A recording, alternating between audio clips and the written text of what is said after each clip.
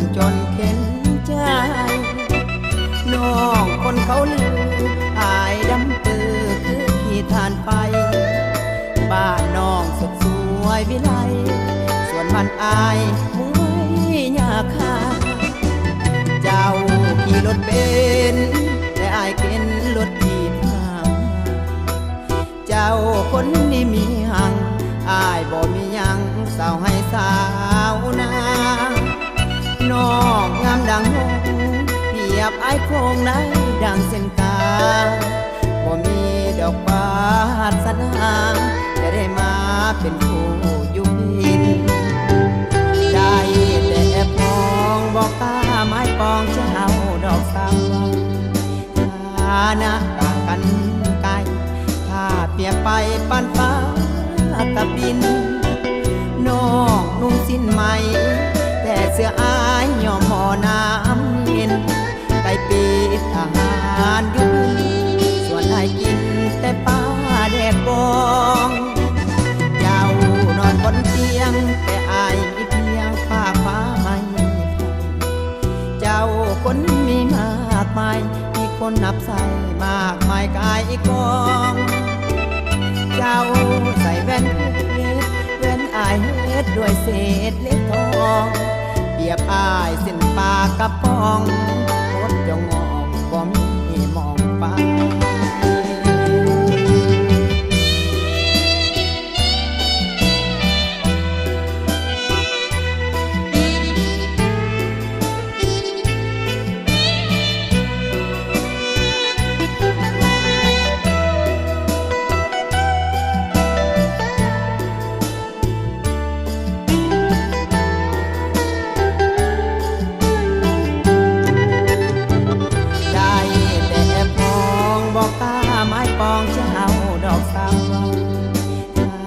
นะต่างกัน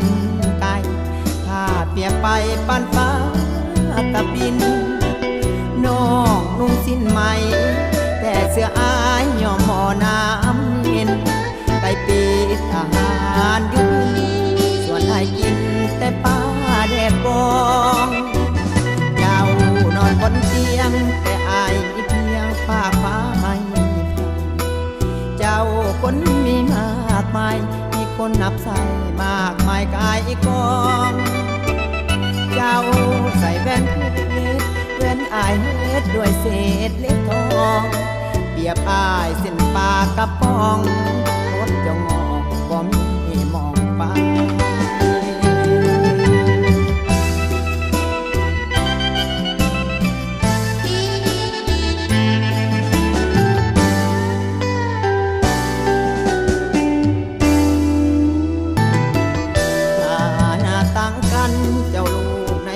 หลานสาวนายพลอายมันหูคนจนตากแดดตากฝนคนจนเข็นใจน้องคนเขาลืออายดำปือคือขี้ทานไปบ้านน้องสดสวยวิไลส่วนบ้านอายมวยยาคาเจ้าขี่รถเบนซ์แต่อายเข็นรถที่เจ้าคนนี้มีหังอายบ่มียังสาวให้สาวนาน้องงามดังหงเปรียบอายโคงในดังเส้นกาบ่มีดอกบานสนาจะได้มาเป็นคู่อยู่พินได้แต่แอบมองบอกตาไม้ปองเจ้าดอกสาวฐานะต่างกันไกลเปรียบไปปานฟ้ากับดินน้องนุ่งสิ้นไหมแต่เสื้ออายย่อมห่อน้ำเย็นไก่ปีดอาห